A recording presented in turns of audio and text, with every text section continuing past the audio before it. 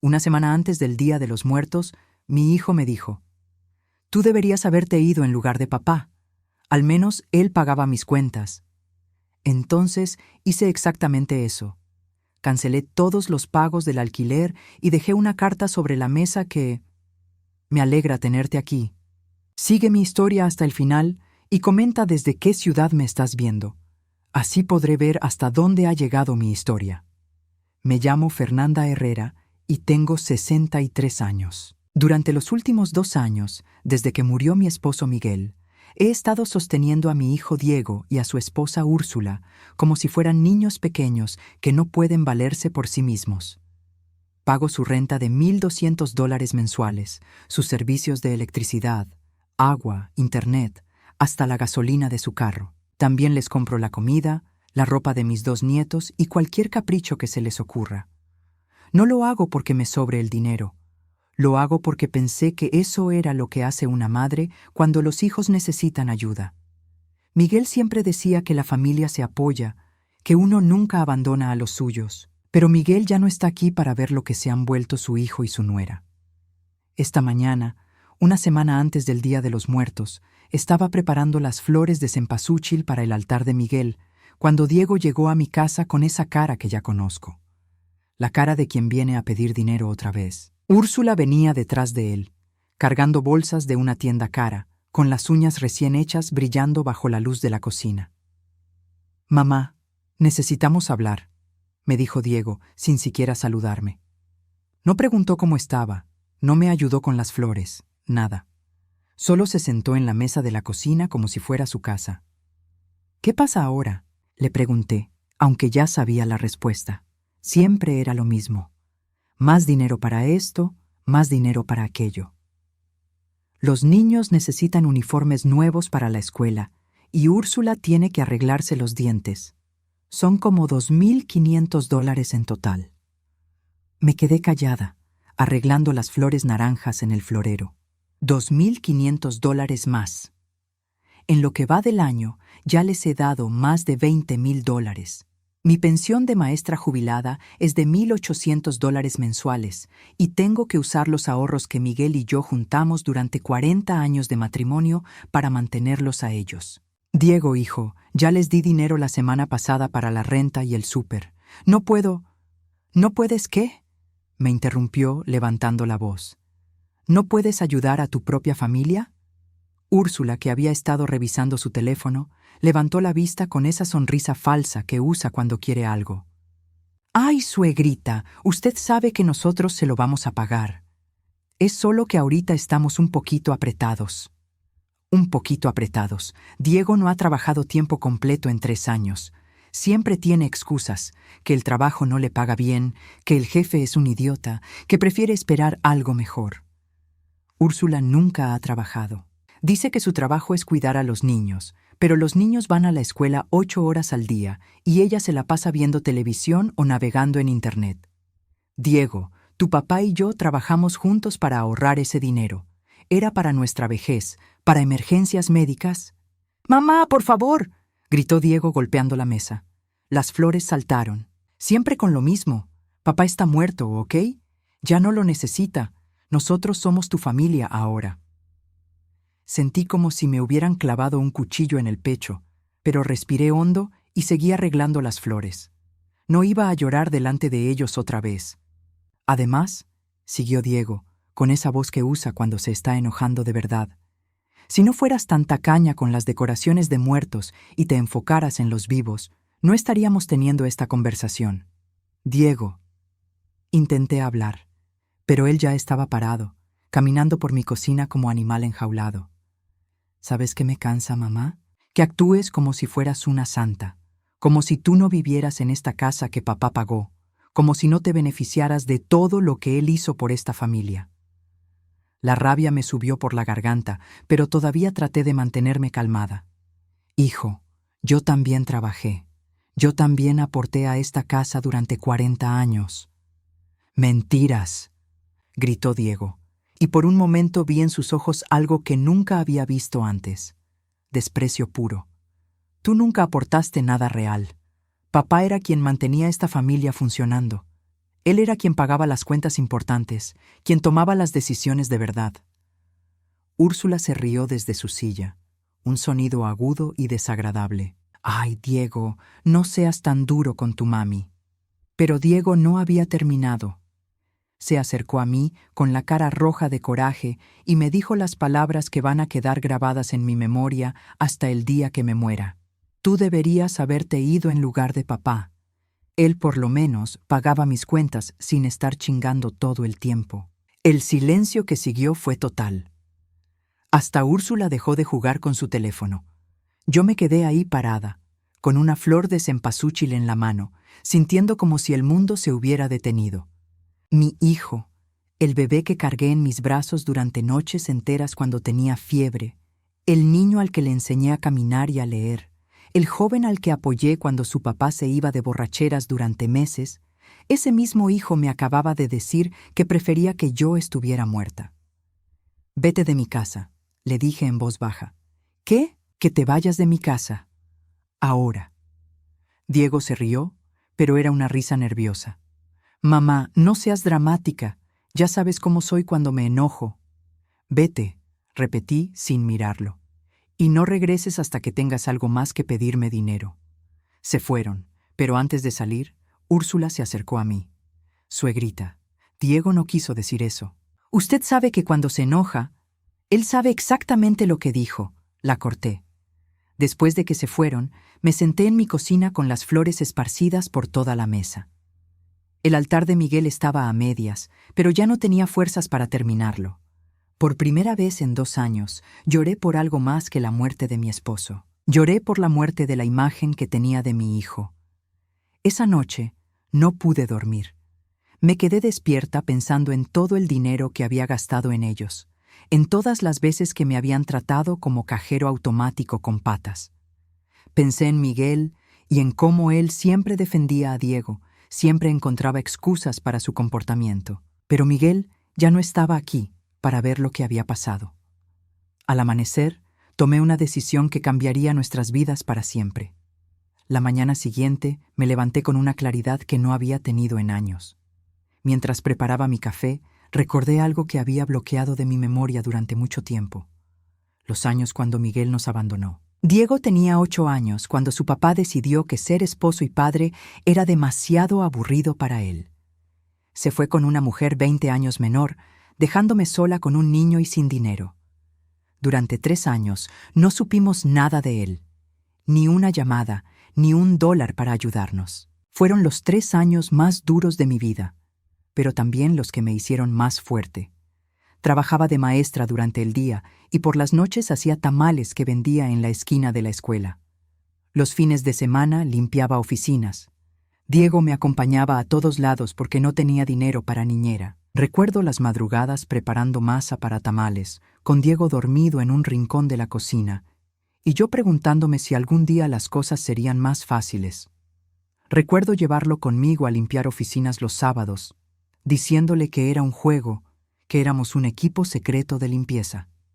Durante esos años, Diego y yo estábamos unidos como nunca. Él me ayudaba con los tamales, me abrazaba cuando llegaba cansada del trabajo, me decía que era la mejor mamá del mundo. Cuando cumplió 10 años, me regaló un dibujo donde estábamos los dos tomados de la mano bajo un sol gigante. Al lado escribió: «Para la mamá más valiente del universo». Todavía tengo ese dibujo. Cuando Miguel regresó, arrepentido y llorando, yo lo perdoné porque pensé que Diego necesitaba a su papá. Pero las cosas nunca fueron iguales. Miguel se volvió sobreprotector con Diego, como si quisiera compensar los años perdidos. Le daba todo lo que pedía, nunca le decía que no, nunca lo obligaba a trabajar o a ser responsable. «Déjalo ser niño», me decía Miguel cuando yo trataba de ponerle límites a Diego. Ya tuvo suficiente responsabilidad cuando yo no estaba. Pero Diego ya no era niño. Era adolescente, luego joven adulto, y siguió esperando que todo le fuera dado sin esfuerzo. Miguel pagaba sus errores, sus deudas, sus caprichos. Y cuando Miguel murió, esa responsabilidad cayó en mis hombros como si fuera lo más natural del mundo. Ahora, sentada en mi cocina recordando todo esto, me di cuenta de algo terrible. Miguel había convertido a nuestro hijo en un parásito, y yo había permitido que siguiera haciéndolo. Tomé mi teléfono y llamé al banco. Cancelé la transferencia automática que hacía cada mes para la renta de Diego. Cancelé la tarjeta de crédito adicional que les había dado. Cancelé todo.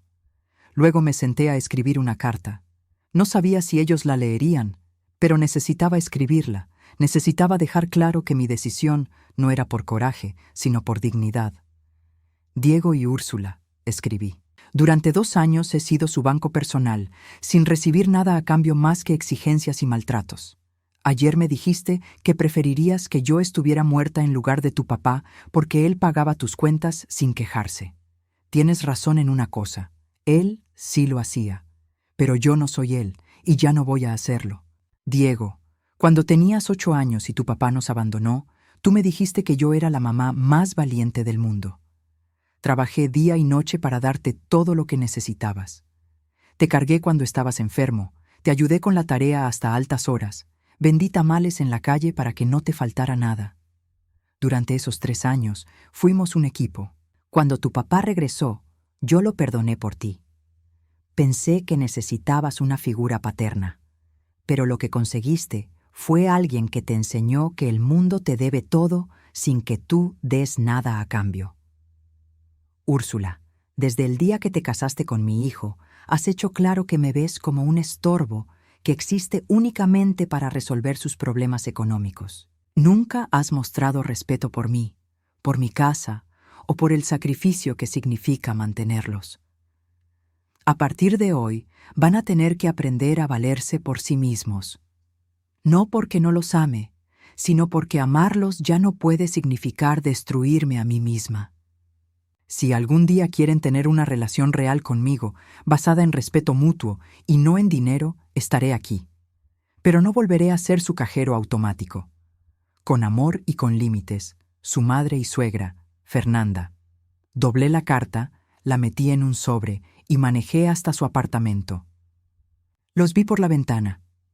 Diego jugando videojuegos en el sofá, Úrsula haciéndose las uñas en la mesa de la cocina. Mis nietos estaban viendo televisión, comiendo cereal del tazón más caro que les había comprado el mes pasado. Dejé la carta debajo de la puerta y me fui. El trayecto de regreso a mi casa fue el más liberador de mi vida. Por primera vez en 2 años, no tenía el estómago hecho nudo pensando en qué nueva emergencia financiera me presentarían. Por primera vez en 2 años, mis ahorros iban a quedarse donde estaban. Cuando llegué a casa, terminé el altar de Miguel. Puse sus flores favoritas, su foto sonriendo, una cerveza que le gustaba y un plato de mole que solía pedirme. Mientras acomodaba todo, le hablé como si estuviera ahí. Miguel, amor, sé que siempre defendiste a Diego. Sé que querías protegerlo del dolor que él sintió cuando te fuiste. Pero mira lo que se volvió. Mira cómo me trató ayer. Tú ya no estás aquí para ver lo que tu protección le hizo, pero yo sí. Me quedé ahí mucho tiempo, viendo la foto de mi esposo, recordando al hombre bueno que había sido, pero también al padre que había malcriado tanto a nuestro hijo, que lo había vuelto incapaz de amar a nadie más que a sí mismo. Esa noche dormí mejor de lo que había dormido en meses. Sabía que los próximos días serían difíciles, que Diego y Úrsula no se iban a rendir fácilmente, pero por primera vez en mucho tiempo sentía que tenía control sobre mi propia vida. No sabía que la guerra apenas iba a empezar. No tuve que esperar mucho para saber que habían leído mi carta. El teléfono empezó a sonar a las 6 de la mañana del día siguiente, solo 3 horas después de que dejé el sobre bajo su puerta. No contesté las primeras 5 llamadas, pero cuando siguió sonando cada 10 minutos, finalmente levanté el auricular. ¿Estás loca?, gritó Diego antes de que pudiera decir hola. ¿Cómo se te ocurre cancelar todo sin avisarnos? Te avisé ayer cuando me dijiste que preferías que yo estuviera muerta. Le respondí con una calma que me sorprendió a mí misma. Mamá, eso no fue en serio. Tú sabes cómo soy cuando me enojo. Sí, Diego, sé exactamente cómo eres, y por eso tomé esta decisión. Úrsula me quitó el teléfono a Diego. Su voz era diferente, más desesperada de lo que la había escuchado nunca. Suegrita, por favor, no puede hacer esto. Los niños van a sufrir. Nosotros no tenemos cómo pagar la renta que vence mañana. Deberían haber pensado en eso antes de tratarme como su enemiga en lugar de como su familia. Pero es que usted no entiende, siguió Úrsula, y ahora sí estaba llorando. Diego no consigue trabajo estable y yo no puedo trabajar porque tengo que cuidar a los niños. Los niños van a la escuela 8 horas al día, Úrsula. Y Diego puede conseguir cualquier trabajo mientras busca algo mejor. Millones de personas lo hacen. Hubo un silencio largo. Luego escuché a Diego gritando al fondo. Dile que si no nos ayuda vamos a perder el apartamento. Dile que vamos a quedar en la calle. Ya lo escuché, le dije a Úrsula. Y mi respuesta es la misma. Ustedes crearon este problema. Ustedes lo van a resolver. Colgué el teléfono y lo desconecté de la pared. Durante los siguientes 3 días intentaron de todo. Diego apareció en mi trabajo en la biblioteca, donde hacía voluntariado, montando un espectáculo frente a todas las señoras con las que trabajaba. «Mi mamá nos está dejando sin casa», les gritó a las pobres mujeres que solo estaban tratando de organizar libros. «Tiene dinero guardado, pero nos quiere ver sufrir». La bibliotecaria, doña Carmen, una mujer de 70 años que había sido mi amiga durante décadas, lo miró con una expresión que podría haber derretido acero. «Joven», le dijo con esa voz que usa para regañar a los niños ruidosos, «su madre ha trabajado aquí como voluntaria durante 10 años. Nunca ha pedido nada para ella, siempre ayudando a otros. Si ella decidió no darle más dinero, será por algo muy bueno». Diego se puso rojo de vergüenza y se fue, pero no sin antes gritarme, «Esto no va a quedar así». Al día siguiente fue Úrsula quien apareció, esta vez con los niños. Los trajo directamente a mi casa durante la hora de la cena, sabiendo que verlos me haría débil. «Abuelita», me dijo mi nieto Sebastián, de 8 años, «mi mamá dice que ya no nos vas a ayudar porque estás enojada con nosotros». Se me partió el corazón. Sebastián y su hermana pequeña, Camila de 6 años, no tenían culpa de nada, pero no iba a dejar que Úrsula los usara como armas. «Sebastián, amor, yo no estoy enojada con ustedes. Estoy enojada con sus papás porque no quieren trabajar para mantenerlos». Úrsula me miró con odio puro. «No puede decirle esas cosas a un niño. ¿Y tú sí puedes traerlos aquí para manipularme emocionalmente? Yo solo quiero que los niños tengan una casa», dijo Úrsula, pero su actuación ya no me funcionaba. «Entonces consigue trabajo y págala tú misma».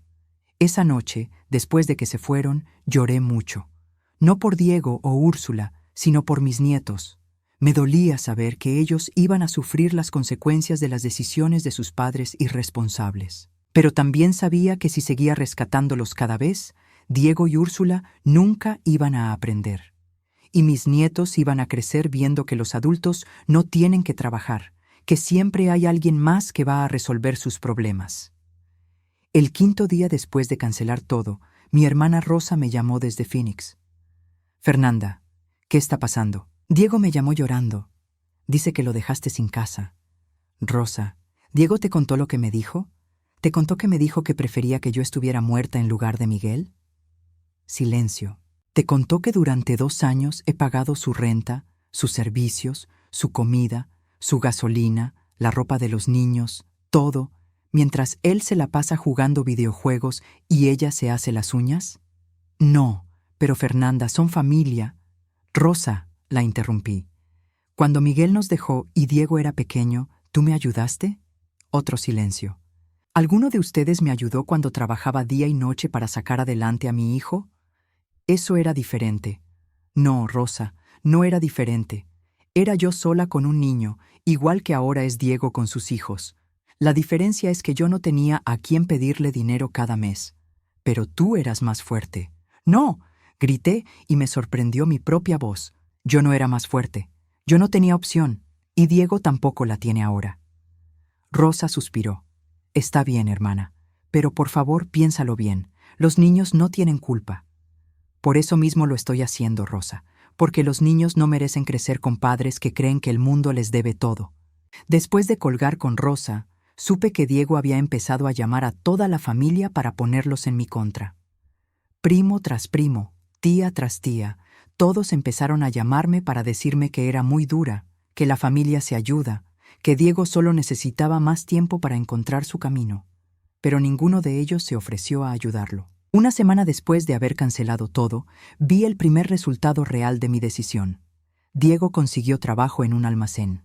No era el trabajo de sus sueños, pero pagaba $12 por hora y tenía horario fijo. Lo supe porque Camila me lo dijo cuando la encontré en el parque cerca de mi casa. Abuelita, mi papá está trabajando en un lugar grande con muchas cajas. Dice que está muy cansado, pero que tiene que trabajar para que no nos quiten la casa. ¿Y tu mamá? Mi mamá dice que va a buscar trabajo también, pero primero tiene que encontrar quién me cuide después de la escuela. Por primera vez en semanas sentí un poquito de esperanza. Tal vez, solo tal vez, mi decisión estaba funcionando. Pero sabía que la verdadera prueba vendría pronto. Diego y Úrsula no iban a cambiar de la noche a la mañana, y cuando se dieran cuenta de que mi decisión era definitiva, iban a intentar algo más desesperado. No sabía qué tan desesperados podían llegar a ser. Habían pasado 3 semanas desde que corté todo el apoyo financiero cuando Úrsula apareció en mi puerta un viernes por la tarde. Venía sola, sin los niños, y llevaba una expresión que no había visto antes en ella: humildad genuina.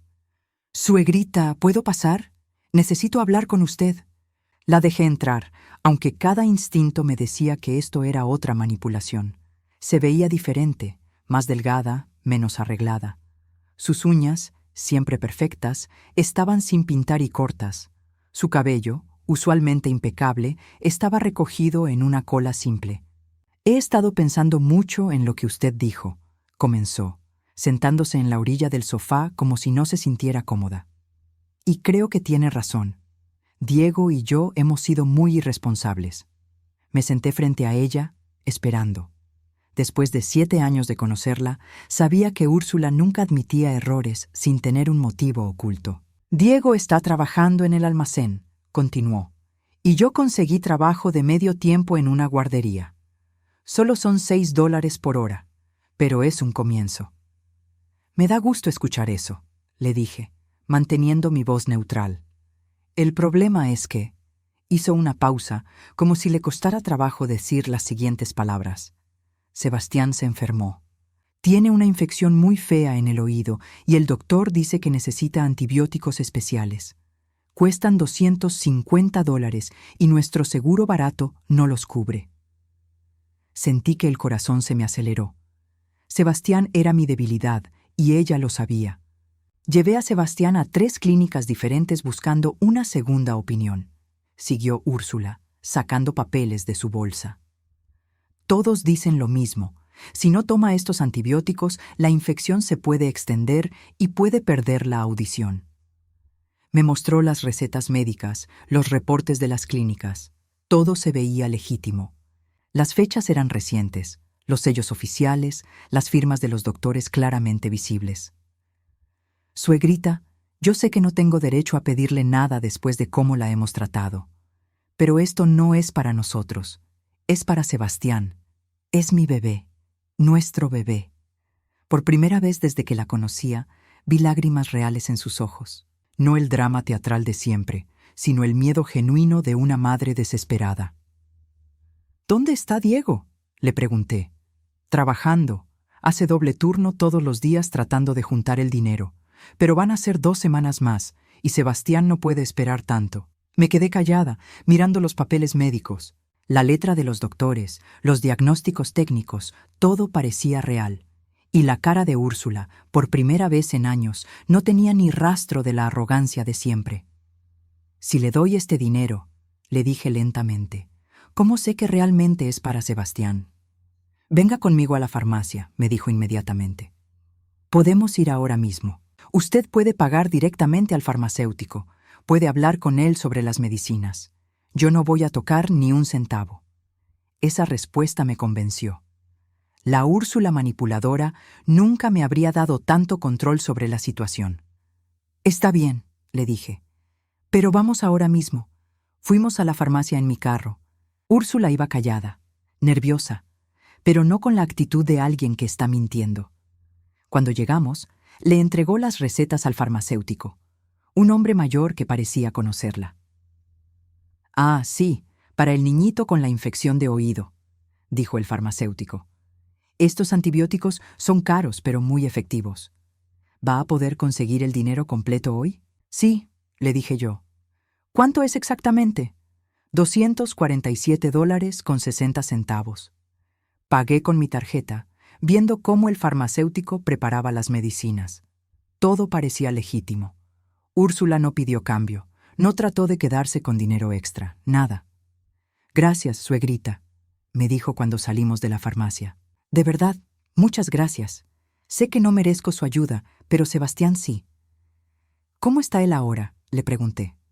Muy mal. Ha estado llorando toda la noche del dolor. No puede ir a la escuela. Quiero verlo, le dije impulsivamente. Úrsula vaciló por un segundo, pero luego asintió. Claro, por supuesto. Fuimos a su apartamento. Diego no estaba, como había dicho. Pero cuando entramos, me llevé la sorpresa de mi vida.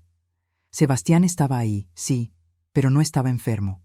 Estaba jugando videojuegos en el sofá, riéndose con su hermana. «¡Abuelita!», gritó cuando me vio, saltando del sofá para abrazarme. «¿Viniste a jugar conmigo?». Lo revisé inmediatamente. No tenía fiebre, no se quejaba de dolor, no tenía ningún síntoma de infección de oído.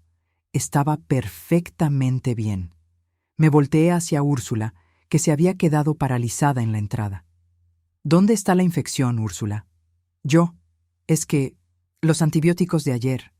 Los antibióticos que acabamos de comprar hace 20 minutos». Úrsula se puso pálida. «Sebastián», le dije a mi nieto, «¿te duele el oído?». «¿Cuál oído, abuelita? ¿Has estado enfermo?». «No, abuelita. Mamá me dijo que si alguien preguntaba, tenía que decir que me dolía el oído, pero yo no entiendo por qué». El mundo se me vino abajo, no por el dinero. $247 no me iban a hacer quebrar. Se me vino abajo porque Úrsula había usado a mi nieto para engañarme. Había hecho que un niño de 8 años fuera cómplice de una mentira. «¿Cómo pudiste?», le pregunté, sintiendo que la voz se me quebraba. «Suegrita, yo puedo explicar. ¿Cómo pudiste usar a Sebastián para esto?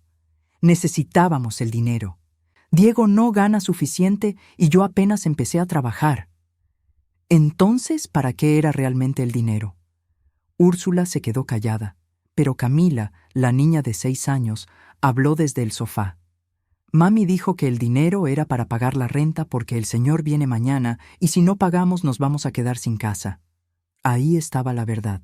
No había infección, no había emergencia médica, solo la renta que no habían podido pagar y la desesperación de inventar una mentira que sabían que me haría débil. «Sal de aquí», le dije a Úrsula. «¿Qué?». «Que salgas de esta casa, ahora». «Pero, suegrita, ahora». Úrsula agarró sus llaves y salió corriendo, dejándome sola con los niños. Me senté en el sofá y abracé a Sebastián. Pobre niño, no tenía ni idea de lo que había pasado. «Abuelita, ¿por qué le gritaste a mi mamá?». «Porque tu mamá me mintió, mijo, y las mentiras lastiman a las personas». «Pero ella va a regresar, ¿verdad?». «Sí, va a regresar, pero abuelita va a hablar muy seriamente con ella». Me quedé con los niños hasta que Diego llegó del trabajo 2 horas después. Cuando le conté lo que había pasado, en lugar de disculparse o mostrar vergüenza, se enojó conmigo. «Era solo para la renta, mamá. No era para drogas ni para caprichos». «Diego, me mintieron. Usaron a Sebastián para mentirme». «¿Y qué querías que hiciéramos? Tú nos cortaste el dinero de un día para otro». En ese momento entendí algo que me rompió el corazón. Diego no veía nada malo en lo que habían hecho. Para él, mentirme y usar a su propio hijo para manipularme era normal, justificado, hasta necesario. «Devuélveme las medicinas», le dije. «¿Qué?». «Las medicinas que compré para Sebastián. Devuélmelas para que las pueda regresar a la farmacia». Diego se rió con amargura. «Ya las tiré». «¿Las tiraste?».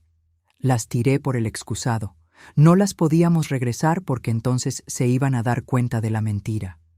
En ese momento, viendo a mi hijo parado ahí sin una pizca de remordimiento, supe que había perdido para siempre al niño que una vez me había dicho que era la mamá más valiente del mundo.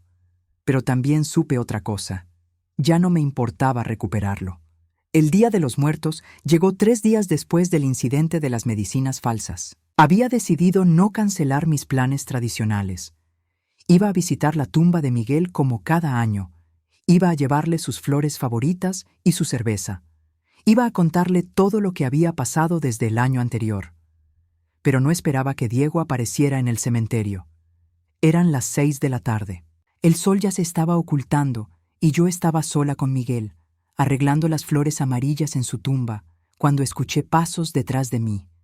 Me volteé y vi a Diego acercándose, pero algo estaba terriblemente mal. Caminaba raro, tropezándose, y cuando llegó más cerca pude olerlo. Alcohol. Mucho alcohol. «Ahí estás», me dijo con la voz pastosa, visitando al santo de papá. «Diego, estás borracho. Vete a casa».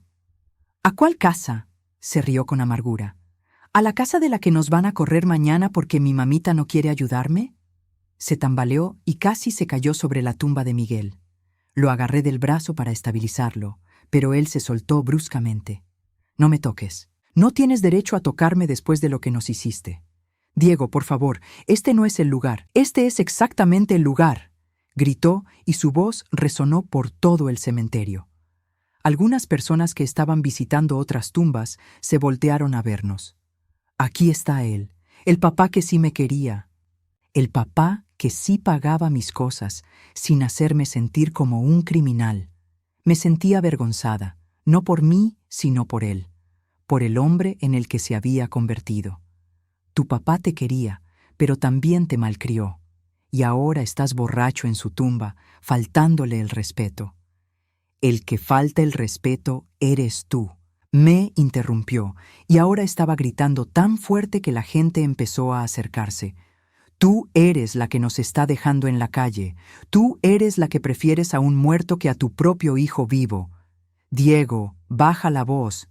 «¡No!», se tambaleó y pateó el florero con las flores de Miguel, regando agua y pétalos por toda la tumba. «No voy a bajar la voz. Quiero que todo el mundo sepa qué clase de madre eres». En ese momento se me quebró algo adentro. Ver a mi hijo, el bebé que había cargado en mis brazos, destruyendo la tumba de su propio padre, gritándome frente a extraños, completamente fuera de sí por el alcohol y la rabia, fue más de lo que pude soportar. «¡Ya basta!», grité, con una voz que no reconocí como mía. «¡Vete de aquí ahora mismo!». Diego se rió, pero era una risa horrible, sin alegría. «¿O qué? ¿Me vas a cortar el dinero? Ah, ya lo hiciste». Luego hizo algo que nunca voy a olvidar. Se acercó a la lápida de Miguel, se apoyó en ella y me miró con unos ojos llenos de tanto odio que me dio miedo. «Papá», le dijo a la tumba, «tu esposa decidió que ya no somos familia. Decidió que sus flores bonitas y sus altares son más importantes que tu hijo. Decidió que es mejor gastarse el dinero en muertos que en vivos. Diego, por favor, para». «¿Sabes qué, papá?», siguió, ignorándome completamente. «Ella nunca te amó como yo te amé. Ella nunca te extrañó como yo te extraño. Y cuando ella se muera, nadie va a venir a visitarla como yo vengo a visitarte a ti». Esas palabras me cortaron más profundo que todo lo que me había dicho antes, porque sabía que tenía razón. Cuando yo muriera, después de todo lo que había pasado, Diego probablemente no iba a venir a mi tumba.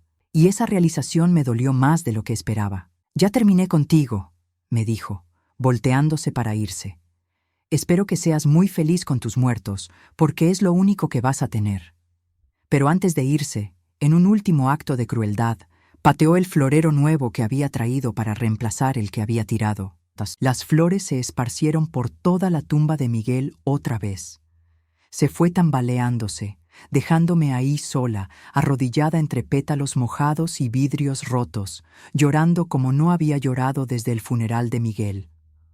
Un señor mayor que había estado visitando una tumba cercana se acercó a mí.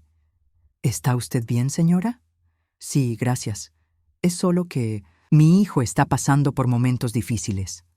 El señor me ayudó a recoger las flores y limpiar el vidrio.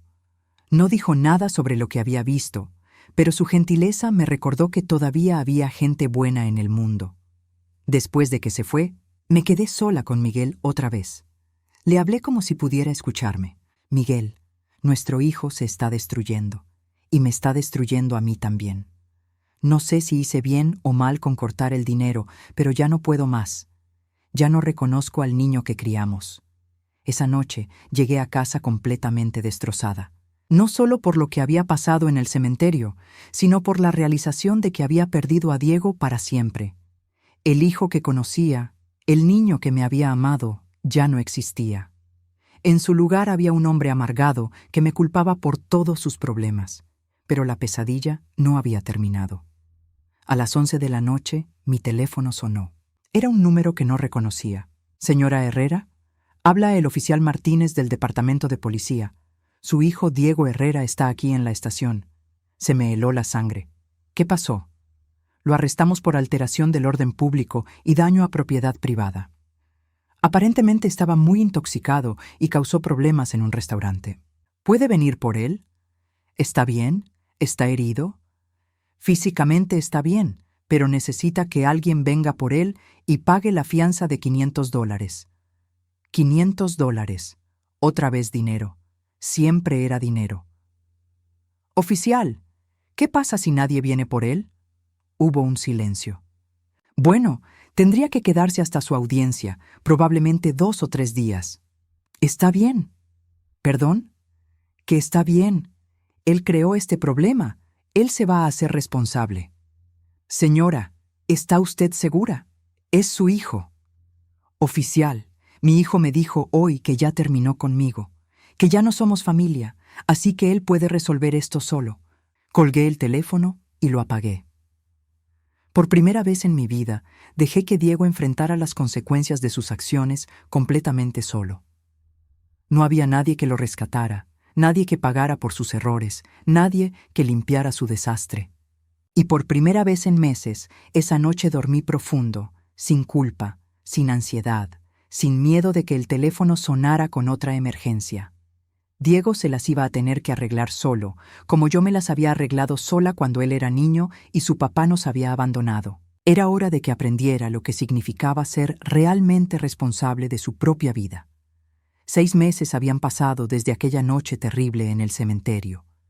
6 meses sin una sola llamada pidiendo dinero, sin dramas en mi puerta, sin manipulaciones emocionales. Al principio el silencio me asustaba. Me despertaba en las madrugadas preguntándome si Diego estaría bien, si los niños tendrían comida, si había hecho lo correcto. Pero lentamente, ese silencio se convirtió en paz. Volví a las clases de baile folclórico que había dejado cuando Diego empezó a necesitar tanto de mi dinero.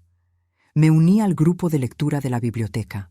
Empecé a hacer trabajo voluntario en el centro comunitario, ayudando a otras mujeres mayores que también habían sido manipuladas por sus propios hijos. Descubrí que no era la única. Había vuelto a ser Fernanda, no solo la mamá de Diego o la suegra de Úrsula. Una tarde de abril estaba regando las plantas de mi jardín cuando vi una figura familiar caminando por mi calle. Era Diego, pero no el Diego furioso y desesperado que había visto por última vez. Este Diego caminaba diferente, más lento, más pensativo. Llevaba ropa de trabajo limpia pero gastada, y en sus manos traía algo que no había visto en años: flores. Se detuvo frente a mi reja por mucho tiempo antes de tocar el timbre. Cuando abrí, vi algo en sus ojos que no había visto desde que era niño: vergüenza real. «Hola, mamá». «Diego». Ninguno de los dos sabía qué decir. Nos quedamos ahí parados, mirándos, con años de dolor y resentimiento flotando entre nosotros. ¿Puedo? ¿Puedo pasar? Lo dejé entrar. Se sentó en la orilla del sofá, nervioso, girando las flores en sus manos. «Estas son para ti», me dijo, ofreciéndome las flores. Eran margaritas blancas, mis favoritas, las mismas que me regalaba cuando era pequeño y se metía en problemas. «Gracias», le dije, pero no me moví para tomarlas. «Mamá, yo no sé por dónde empezar». «Empieza por la verdad, Diego. Por primera vez en años, dime la verdad». Él suspiró profundo y se pasó las manos por la cara. Se veía más delgado, más maduro, más cansado. Las manos ya no eran las manos suaves de alguien que nunca había trabajado de verdad. La verdad es que tienes razón. En todo. Úrsula y yo te tratamos horrible. Te usamos. Te falté el respeto de maneras que no tienen perdón. Hizo una pausa, mirando sus manos. Cuando me dejaste en la cárcel esa noche, al principio me enojé más. Pensé que era otra prueba de que ya no me querías. Pero después de pasar 3 días ahí, sin nadie que me rescatara, empecé a entender. ¿Entender qué? Que por primera vez en mi vida tenía que enfrentar las consecuencias de lo que había hecho. Sin ti, sin papá, sin nadie que arreglara mi desastre. Se levantó y se acercó a la ventana, mirando hacia afuera. ¿Sabes lo que pasó después de que salí? No. Úrsula me dejó. Se fue con otro hombre, alguien con dinero. Se llevó a los niños y desapareció por 2 meses. Sentí una punzada de dolor, pero no por Diego, por Sebastián y Camila. Durante esos 2 meses trabajé doble turno para pagar abogados y encontrarla. Dormía en el sofá de un compañero de trabajo. Comía 1 vez al día para ahorrar dinero. Y por primera vez entendí lo que tú habías vivido cuando papá nos dejó. Se volteó hacia mí y vi lágrimas en sus ojos. Entendí lo que significaba estar completamente solo, responsable de todo, sin nadie más que tú mismo. Entendí lo que significaba trabajar hasta que te duelen los huesos y aún así no tener suficiente dinero para todo lo que necesitas. ¿Y los niños? Los recuperé. Úrsula se cansó de su nuevo novio cuando se dio cuenta de que tampoco le iba a dar dinero fácil. Ahora vivimos en un apartamento pequeño, pero que puedo pagar yo solo. Los niños van a la escuela pública cerca de mi trabajo y yo los cuido después de clases. Me enseñó fotos en su teléfono. Sebastián y Camila en una cocina pequeña, ayudándolo a preparar sándwiches para el lunch. Los dos limpiando juntos su apartamento nuevo. Sebastián con un uniforme de fútbol barato pero limpio. ¿Y Úrsula? Úrsula viene a verlos los fines de semana, a veces, pero ya no vivimos juntos. Me di cuenta de que ella nunca me amó realmente a mí. Solo amaba la idea de no tener que trabajar. Se sentó otra vez, pero esta vez se veía menos nervioso.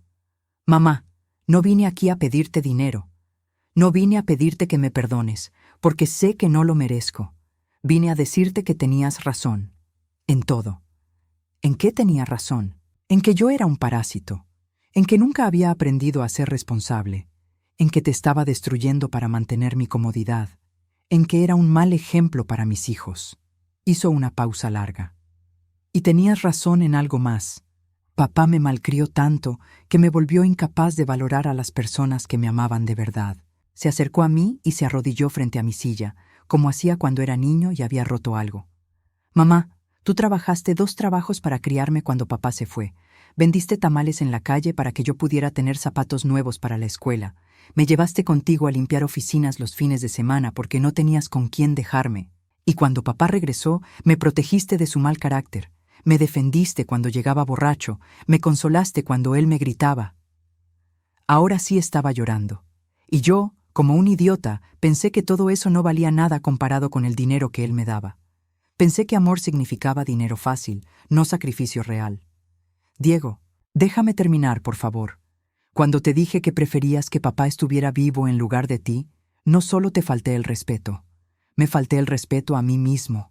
Porque tú me criaste para ser mejor que eso. Se limpió las lágrimas con el dorso de la mano. No espero que me perdones. No espero que volvamos a ser como antes. Pero necesitaba que supieras que al fin entendí. Entendí que el amor real no se compra. Se gana. Y yo no me había ganado el tuyo en años. Me quedé callada por mucho tiempo, mirando a este hombre que había sido mi bebé, mi niño, mi mayor alegría y mi mayor dolor. ¿Cómo sé que esto no es otra manipulación, Diego? Él sonrió, pero era una sonrisa triste. No lo sabes, y no te culpo por no creerme, pero te puedo decir esto. Llevo 6 meses trabajando, pagando mis propias cuentas, criando a mis hijos solo. 6 meses sin pedirle dinero a nadie. Y no vine aquí porque necesitara algo. Vine porque mis hijos preguntan por su abuela, y porque yo extraño a mi mamá. ¿Qué quieres de mí, Diego? Una oportunidad, no para volver a como éramos antes, porque eso era tóxico para los dos. Una oportunidad para construir algo nuevo, algo real, algo basado en respeto mutuo, no en dinero. Me levanté y fui a la cocina a buscar un florero para las margaritas. Diego me siguió. «Si vas a estar en mi vida otra vez», le dije mientras arreglaba las flores, «va a ser bajo mis términos. Lo que tú digas. Primera regla, nunca más me pidas dinero. Si tienes una emergencia real, podemos hablar, pero no voy a ser tu banco personal nunca más». «Entendido». Segunda regla, tratas a tus hijos con el respeto y la disciplina que yo traté de enseñarte a ti. Nada de malcriarlos como tu papá te malcrió a ti. ¿De acuerdo? Tercera regla, si alguna vez me faltas el respeto como lo hiciste en el cementerio, se terminó para siempre. No hay segundas oportunidades después de eso. Diego asintió, serio. Y última regla, tienes que ganarte mi confianza otra vez, con acciones, no con palabras. Va a tomar tiempo. Todo el tiempo que necesites, mamá. Terminé de arreglar las flores y las puse en la mesa de la cocina. Eran bonitas, simples, honestas. ¿Puedo conocer a la nueva versión de mi hijo?, le pregunté. Diego sonrió, y por primera vez en años vi en esa sonrisa al niño que había sido. Me encantaría que la conocieras. No fue un final de película. No nos abrazamos llorando. No olvidé todo el dolor que me había causado. Pero fue un comienzo real, construido sobre la verdad en lugar de la manipulación. 2 años después, Diego siguió cumpliendo su palabra. Nunca me pidió dinero. Consiguió un trabajo mejor en construcción y se mudó a un apartamento más grande para él y los niños. Sebastián y Camila me visitan todos los domingos, y yo los llevo al parque, les enseño a cocinar, les cuento historias de cuando su papá era pequeño. Úrsula eventualmente desapareció de sus vidas por completo, pero los niños están bien. Tienen estructura, límites y un papá que al fin aprendió que el amor se demuestra con presencia y responsabilidad, no con dinero fácil. Y yo tengo algo que no había tenido en años: una vida propia.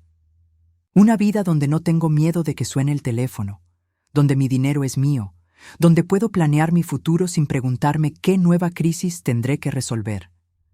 Aprendí que a veces el amor más duro es el que salva a ambos.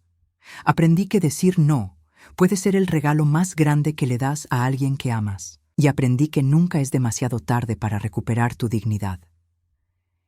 El Día de los Muertos de este año, Diego me acompañó al cementerio.